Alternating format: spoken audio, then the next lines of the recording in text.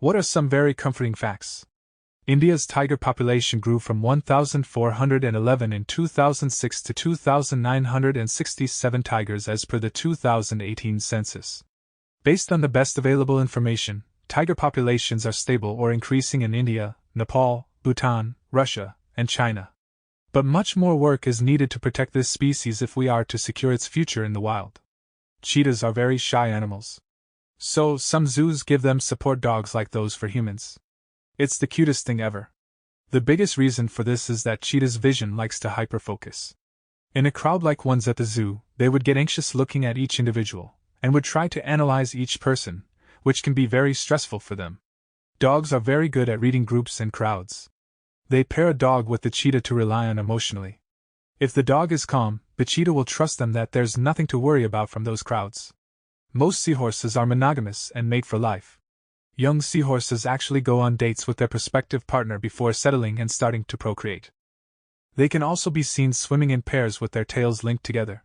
Switzerland has implemented a scheme Time Bank, which is an old age assistance program, under which people can volunteer to look after the elderly who require assistance, and then the number of hours they spend with or caring for seniors gets deposited in their individual social security account. Eventually, when the volunteer reaches that old age and when he or she requires support, this time bank can help them by providing time-based services which include consultations, babysitting, hairdressing, gardening, tutoring, or any other time-consuming job in addition to being looked after by a volunteer as well. About 34 countries are trying to apply this scheme. It's very wholesome and humane.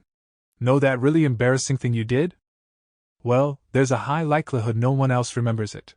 If they do, life will give them far more experiences, and that one thing will seem like nothing in comparison. If 99% of the world population finds you unattractive, there are still 78 million people in the world that find you attractive.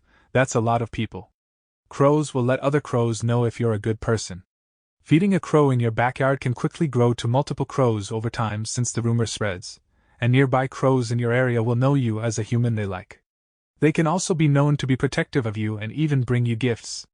Suffice to say, crows are one of the most intelligent creatures on the planet, and they are truly underrated. Nurse here. If you're having a general anesthetic for a routine operation, and worried about dying while under, please be aware there are about 7 different levels of stuff we can do to bring you back. So if the thing we normally do doesn't work, we've got plan B, then we've got plan C, D, E, F, G, and H, and we rarely need to even go to plan C, let alone the rest. It's ridiculously rare for you to never wake up from a routine operation. Of course it happens occasionally. But for every case you've heard about it happening, there are thousands of identical operations where it didn't. I've been qualified 15 years and it's literally never happened anywhere I've worked. You don't really forget something. You just have the information hidden, but once you get back to it, you can recover your knowledge and skills rapidly.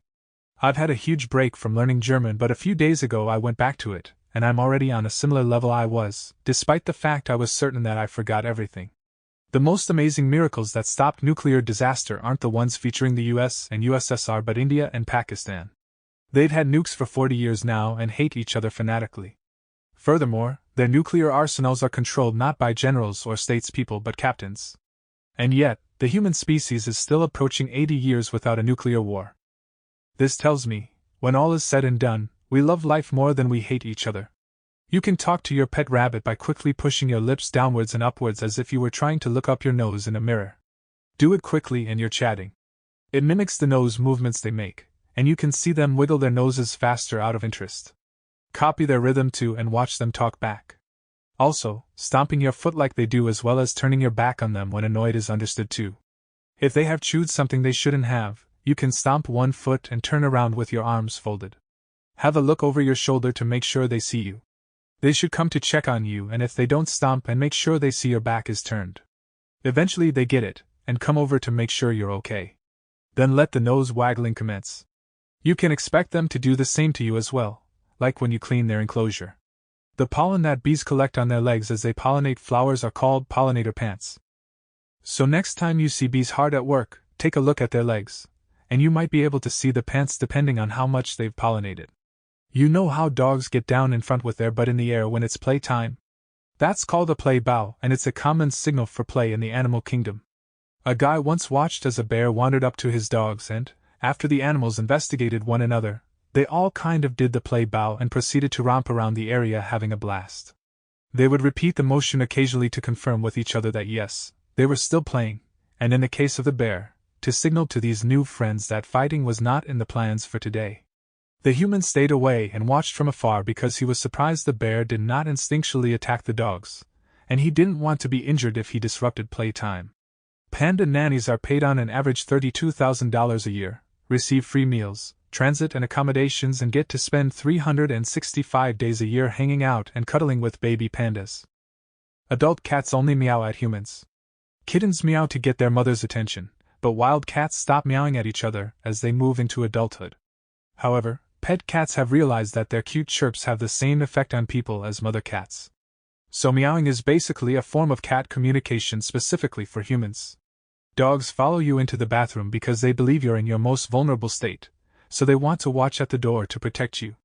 It's an instinct they have in the wild to watch other members of their pack while they go to the bathroom.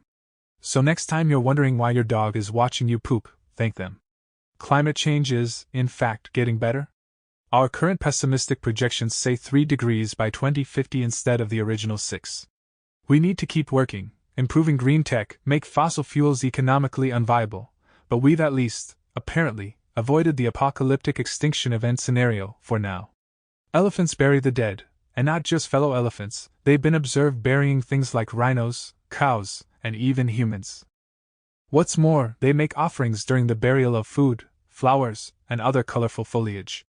I don't know about you, but to me, that seems a hell of a lot more than just put this in ground to not attract predators behavior. Elephants aren't the only animals with funerary practices either.